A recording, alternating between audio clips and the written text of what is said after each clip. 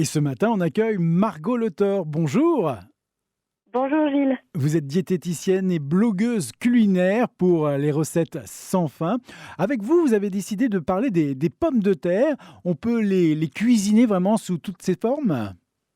Oui, bien sûr, les pommes de terre, on peut les consommer aussi bien chaudes que froides.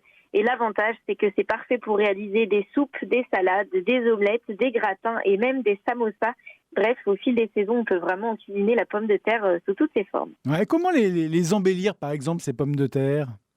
Alors moi, une recette que j'aime beaucoup, c'est les pommes de terre au four. Donc je vais bien les laver.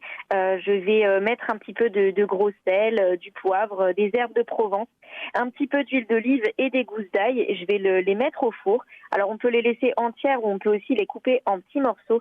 Et honnêtement, c'est parfait pour accompagner une viande, un poisson. C'est vraiment un délice. Alors sur votre blog, vous proposez plusieurs recettes dans ce sens pour peut-être changer des recettes habituelles autour de la pomme de terre. Oui, sur le blog, je propose vraiment des recettes en vidéo. Donc, c'est des recettes qui sont très simples, saines et gourmandes. Et le but, c'est vraiment d'embellir un petit peu la pomme de terre. Voilà, on connaît tous la traditionnelle salade de pommes de terre, mais on peut aussi en faire des roasties.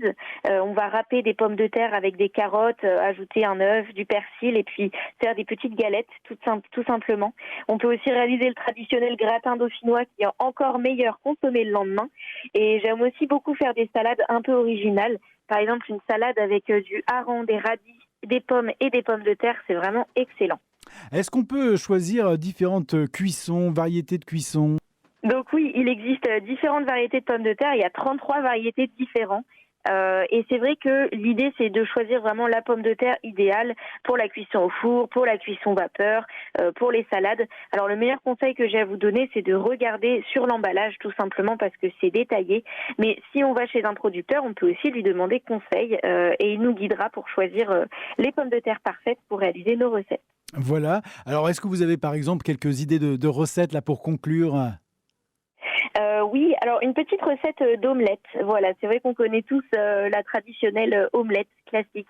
Mais moi, j'aime bien ajouter quelques épices, des herbes aromatiques comme du persil ou de la coriandre. Quand il me reste des petites pommes de terre, je vais les couper en petits morceaux et les mettre dans cette omelette. Je peux ajouter des dés de jambon ou pourquoi pas un petit peu de chorizo. Et parfois même, je mets des petits pois ou d'autres légumes. Ça peut être des petits morceaux de poivron ou de carottes. Et on a vraiment une omelette avec des œufs, des légumes et des féculents. Donc les pommes de terre, c'est sain, c'est gourmand et c'est très beau. Voilà, Margot Letor, diététicienne et blogueuse, nous donnait des bonnes idées autour de la pomme de terre. On retrouvera évidemment ces recettes sur votre blog. Recettes sans fin, très précisément. La fin pour manger, évidemment, FIM. Merci Margot, et on vous souhaite une très bonne journée. Bonne journée, à bientôt.